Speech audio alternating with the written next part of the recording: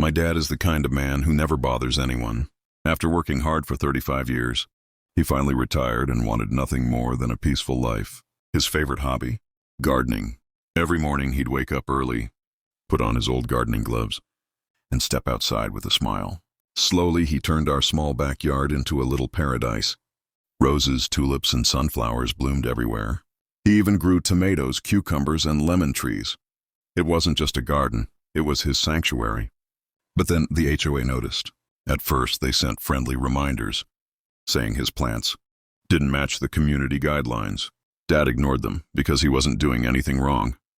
Then came the warning letters.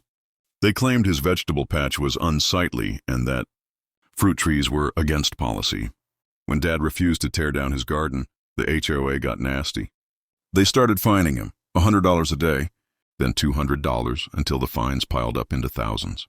They even sent board members to harass him while he worked, saying things like, "This is not a farm, old man. Follow the rules or pay the price." One morning, the final straw came. Dad walked outside and found strangers in his yard. The HOA had hired workers to cut down his plants without his permission. His sunflowers were ripped out, his tomato vines destroyed, and even the roses he had been growing for years were slashed to the ground.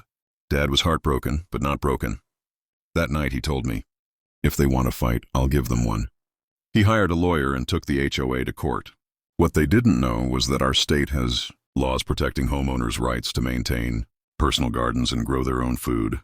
The HOA had overstepped their authority by destroying his plants and trespassing on private property. The trial lasted months. The HOA tried to argue that Dad was lowering property values, but our lawyer presented photos of how beautiful the garden was, plus testimony from neighbors who loved it.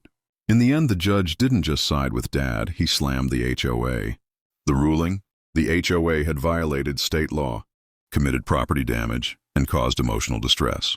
They were ordered to pay my dad $3 million in damages. The news spread through the whole community. Neighbors started cheering for Dad, and even people from nearby towns came to see his garden once he rebuilt it. Now his backyard is bigger, brighter, and more beautiful than ever. The roses he planted after the lawsuit? He calls them his victory roses. And the HOA? They're broke, humbled, and very careful now. They learned a painful $3 million lesson. Don't mess with a man in his garden.